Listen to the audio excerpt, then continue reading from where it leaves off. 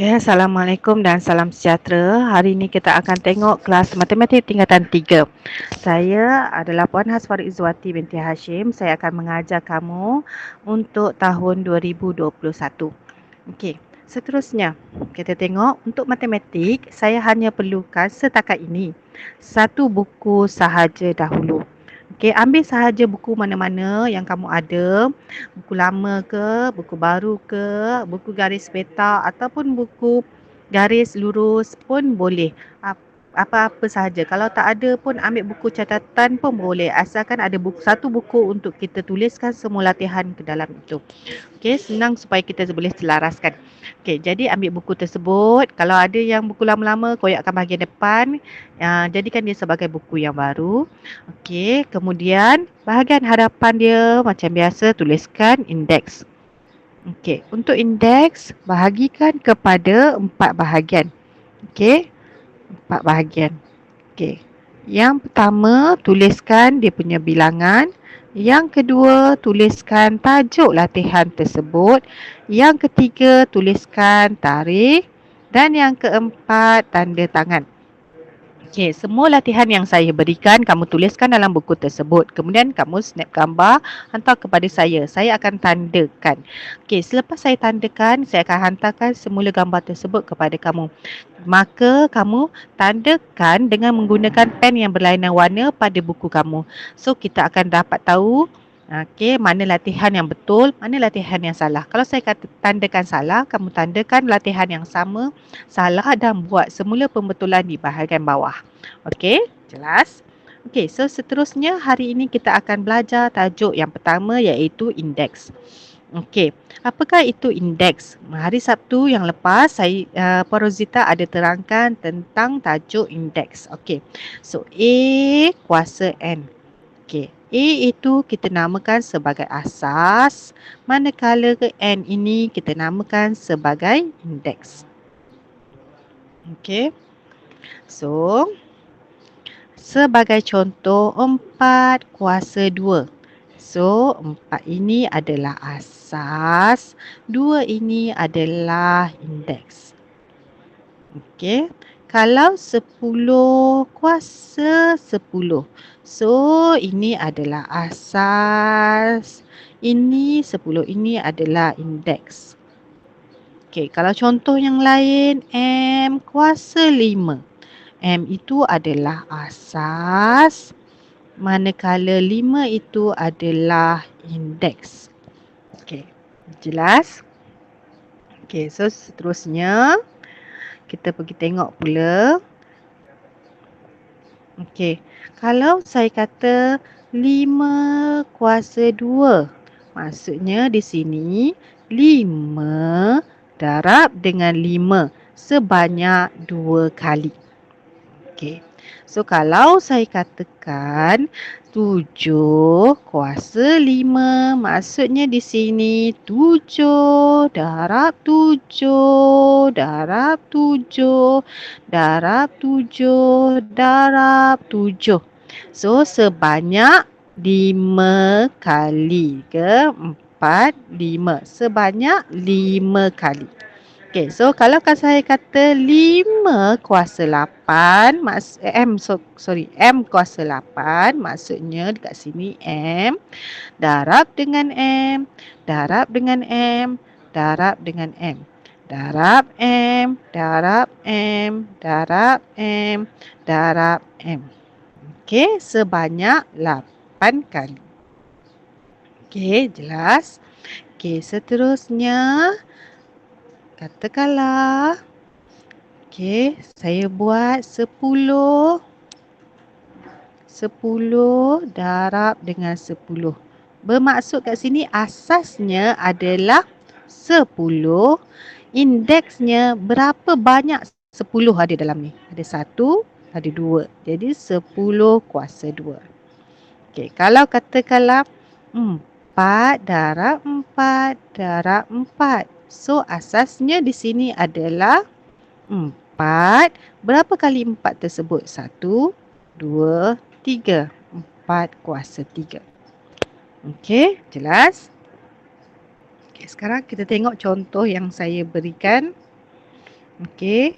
Tuliskan pendaraban berulang. Ni panggil pendaraban berulang dalam bentuk indeks A kuasa N. So kat sini 5 darab 5 darab 5 darab 5 darab 5 darab 5. So dia punya asas adalah 5. Okey, berapa kali 5? 1, 2, 3, 4, 5, 6. 5 kuasa 6. Okey, begitu juga dengan negatif 2. Negatif 2, negatif 2. So, asasnya di sini adalah negatif 2. So, berapa kali indeksnya? 1, 2, 3. Maka, dia kuasa 3. Kurungan. Kenapa kurungan? Kita nak membezakan dia dengan nombor negatif. Okey. Kemudian, kita tengok pula soalan contoh D. Okey, asasnya adalah 1/4. Okey, 1 ada berapa? 2, 3, 4, 5. Maka kita letakkan kurungan kuasa 5. Kenapa letak kurungan? Sebab dia pecahan. Kalau saya tetap 1/4 kuasa 5, hanya satu tu sahaja yang kuasa 5. Empatnya tidak. Sedangkan kat sini semua 1/4, 1/4, 1/4, 1/4. Okey. So kalau kat sini N, maka asasnya adalah N. Berapa kali N? 1, 2, 3, 4, 5, 6, 7, 8. Kuasa 8. Okey, jelas? So, untuk uji minda 1.1A, kamu kena nyatakan asas dan juga indeks. Sebagai contoh, 5 kuasa 3. So, asasnya 5, indeksnya adalah 3. Okey, lengkapkan kesemuanya sekali ya. Okey, kemudian soalan nombor 2 pula. Nyatakan pendaraban berulang dalam bentuk A kuasa N. Maka, yang ni asasnya adalah 6, tuliskan 2A 6. Okey, indeksnya berapa? 1, 2, 3, 4, 5, 6. So, 6 kuasa 6. Itu sahaja jawapannya. Okey, soalan nombor 3 pula. Tukarkan nombor dalam bentuk kepada pendaraban berulang. So, kalau nombor 3A, 3A, dia kata negatif 3 kuasa 3. So, jadikan dia sebagai pendaraban berulang. Negatif 3 darab negatif 3 darab negatif 3. Okey, sebanyak 3 kali. Okey, jelas? Okey, kalau jelas, kita pergi kepada yang seterusnya. Okey, kaedah pembahagian berulang ataupun pendaraban berulang. Ini biasanya dia akan berikan satu nombor, kemudian dia bagi asas. Okey, saya bagi contoh. Katakanlah 16 asas 2. Bermaksud dekat sini, dia nak tahu 2 kuasa berapa dapat 16. So, kita buat kaedah pembahagian berulang. Okey, macam mana buat pembahagian berulang? 16. Okey, bahagikan dengan 2. Okey, 16 bahagi 2 sama dengan 8. Bahagi lagi 2 bersamaan dengan 4. Bahagi lagi 2 bersamaan dengan 2.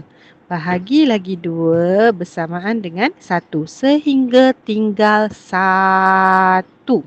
Kemudian kita kira. Ada berapa 2?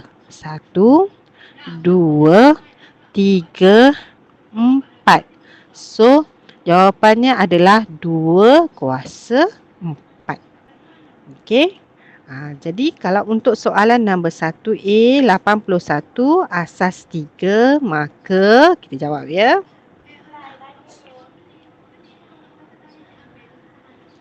Okey. 81 asas 3 maksudnya bahagikan dengan 3. 81 bahagi 3, 27. bahagi lagi 3, 9, bahagi lagi 3, 3, bahagi lagi 3, 1. So, semua sekali adalah 3 asasnya. Kemudian indeksnya 1, 2, 3, 4. 3 kuasa 4. Okey, jelas? Okey, seterusnya ini adalah contoh kaedah pembahagian berulang ataupun kaedah pendarapan berulang. Okey, kalau contohnya saya bagi asas 2, 64. Okey, kita tengok contoh yang ini. 64 bahagikan dengan 2. Kita nak tahu berapa 64 bahagi 2.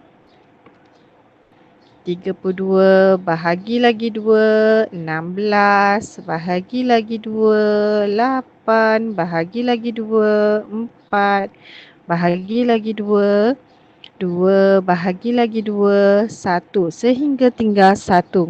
Kemudian kita kira 1, 2, 3, 4, 5, 6. Jadi jawapannya adalah 2 kuasa 6. Untuk 64. Okey, 64 bersamaan dengan 2 kuasa 6. Okey, ataupun kita boleh gunakan, kita tak tahu macam mana nak buat pembahagian berulang. Kita boleh gunakan pendarapan berulang. Maksudnya kat sini 2 kali 2. Sebab dia asas dia 2 kan, sama dengan 4. Darab lagi 2 sama dengan 8. Darab dengan 2 bersamaan dengan 16. Darab lagi dengan 2, 32. Darab lagi dengan 2, kamu akan dapat jawapannya 64. So, 64 asas 2, indeksnya ada berapa kali 2? 1, 2, 3, 4, 5, 6. Okey, 2 kuasa 6. Okey, itu yang kita panggil sebagai pendarapan berulang. So, kamu boleh pilihlah sama ada cara pembahagian berulang ataupun pendarapan berulang. Okey. Kemudian, seterusnya kita gunakan kalkulator. Okey, macam mana nak gunakan kalkulator? Kalau dikata hitungkan nilai 5 kuasa 4. 5 kuasa 4. Okey, pada kalkulator tekan 5. Kemudian kuasa tu kita tekan simbol macam ni. Okey, kemudian tekan 4, tekan sama dengan. Kamu akan dapat jawapannya 625. Gunakan sahaja kalkulator ya. Okey, kalau contohnya soalan E 3. Okey, soalan E